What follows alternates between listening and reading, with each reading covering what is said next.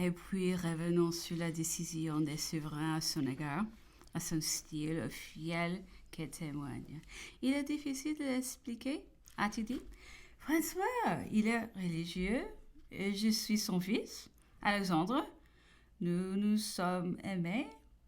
Les rois des Prousses, je lui ai fait beaucoup de mal sans doute, mais je pouvais en faire davantage et puis n'y a-t-il donc pas de la gloire, une véritable jouissance à se grandir pour le cœur, pour l'Angleterre, c'est à l'animosité de ses ministres que je suis redevable du tout.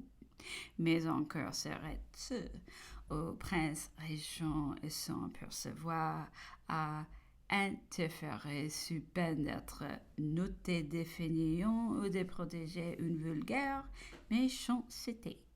Ce qu'il a de sûr, ce que tu sais sur c'est compromettant, c'est dégradant, c'est perdant au moins.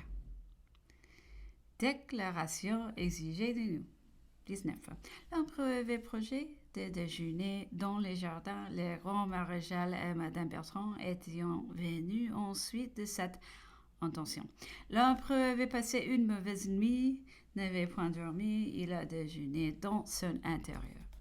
Le gouverneur nous a notifié officiellement que nous devions lui donner chacun notre déclaration, exprimant que nous demeurions volontairement à Longwood et nous soumettions d'avance à toutes les restrictions que nécessiterait la captivité de Napoléon. Voici la mienne. Déclaration. J'ai sous-signé, retiré la déclaration que j'ai déjà faite en rade de Plymouth pour le voir m'attacher à la destinée de l'empereur Napoléon. La compagnie les suivre et diminuer autant qu'il est en mon pouvoir l'injuste traitement qu'il éprouve par la violation la plus inouïe du droit des gens, laquelle m'est d'autant plus sensible personnellement que c'est moi qui lui ai transmis l'offre et l'assurance du capitaine Maitland du Bellerophon. Comme quoi il y avait les autres de recevoir l'empereur et sa suite sous la protection du pavillon britannique, si cela lui était agréable, et de le conduire en Angleterre.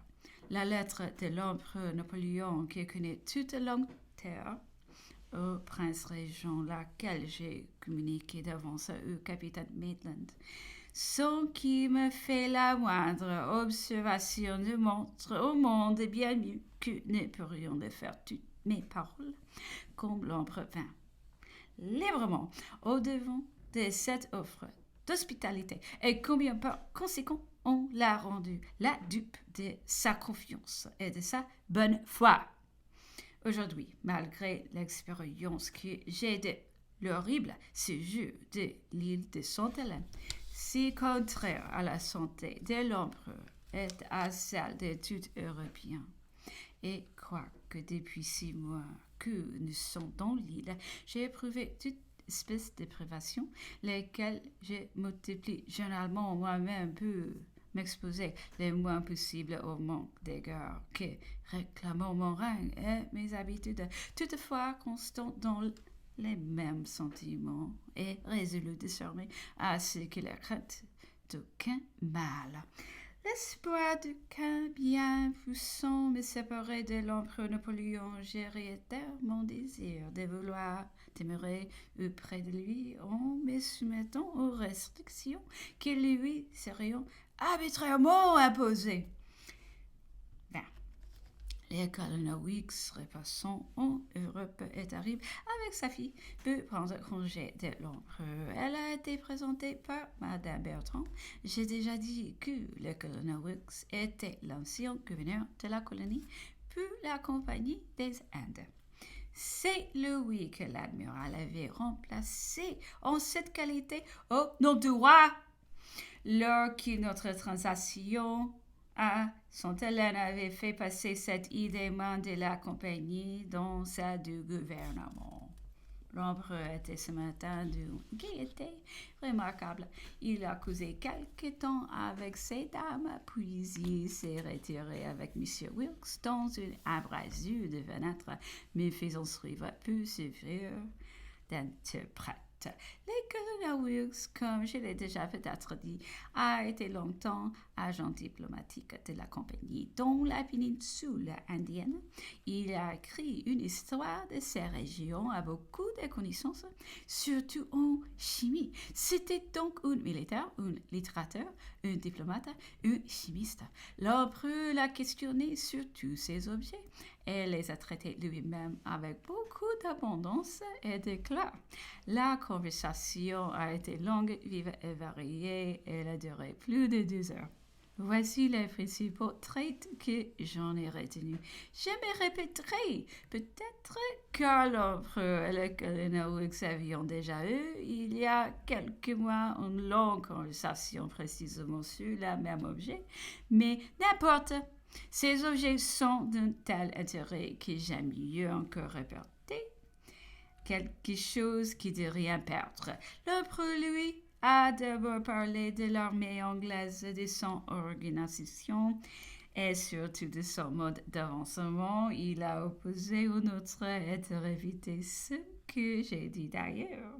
Ce sont excellentes compositions, les avantages de notre conscription, l'esprit valeureux des Français. Passons à la politique, il a dit. Vous avez perdu l'Amérique par affranchissement, vous perdrez l'Inde par l'invasion. Les premières pertes étaient toutes naturelles. Quand les enfants deviennent grands, ils font bande à part. Mais peu les hindous, ils ne grandissent pas. Ils demeurent toujours enfants. Aussi, la catastrophe ne viendra que du dehors. Vous ne savez pas tous les dangers dont vous avez été menacé par mes armes ou par mes négociations. Mon système continental, vous en avez ri peut-être? Sire, a dit le colonel, nous en avons fait le semblant, mais tous les gens sensés ont senti le coup. Eh bien, a continué l'empereur, moi, je me suis trouvé seul de mon avis sur le continent. Il me fallut peu l'instant employé partout la violence. Enfin, l'on commence à me comprendre. Déjà l'arbre porte son fruit. J'ai commencé le temps faire à la reste. Si je n'eusse succombé, j'aurais changé la face du commerce aussi bien que la route de l'industrie. Je vais naturaliser au milieu de nous les sucres, l'indigo. J'aurais naturalisé les cotons et bien d'autres choses encore. On mieux pur déplacer la colonie si l'on ne fut obstiné à ne pas nous en donner une portion. L'imposition chez nous était immense, la prospérité, les progrès croisaient outre mesure. Et pourtant, vos ministres répandions par toute l'Europe et que nous étions misérables et que nous retombions dans la Bavarie. Aussi la vulgaire des Alliés a-t-il été étrangement surpris à la vue de notre intérieur, aussi bien que vous autres, qui en étaient demeurés déconcertés. Les progrès des Lumières en France étaient gigantesques.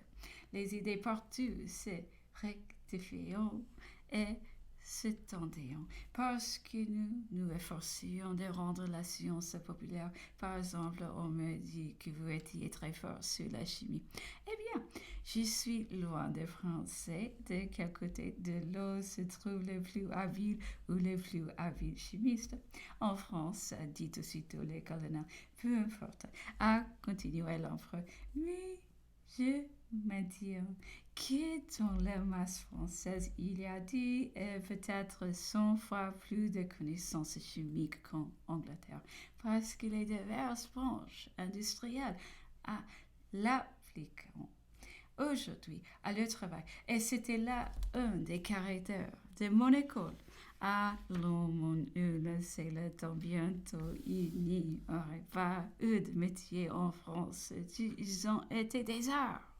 Enfin, il y a terminé par ces mots remarquables.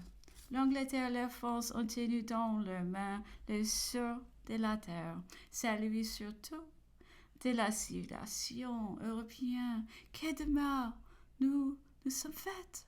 Que de bien nous pouvions nous faire. Sous le col de Pitt, nous avons désolé le monde et puis quel résultat. Vous avez imposé 1500 millions à la France et les avez fait lever par des Cosaques. Moi, je vous ai imposé 7 millions et les ai fait lever de vos propres mains par votre Parlement. Et aujourd'hui encore, même après la victoire, êtes-il bien certain que vous ne succombiez pas tout au tard sous une telle charge? Avec le col de force, nous nous serions entendus, nous ayons accompli, mais nous, l'émancipation des peuples, le règne de principe, il n'y a eu en Europe qu'une seule flotte, une seule armée. Nous aurions gouverné le monde, nous aurions fixé chez tous les repos et la prospérité, ou par la force, ou par la persuasion. Oui, encore une fois, que de mal nous avons fait, que de bien nous pouvions faire. Jamais Napoléon n'avait été plus causant, et il rit plus d'une fois de la probabilité avec laquelle je m'efforçais de rendre la rapidité de ses expressions. Pour le colonel, il nous quitta saisi, confondu, ébloui. Après son départ, l'empereur continuait de causer longtemps dans le salon. Il a ensuite gagné le jardin en dépit du mauvais temps. Il a fait appeler tout le monde. Il a voulu connaître et lire les déclarations que nous avions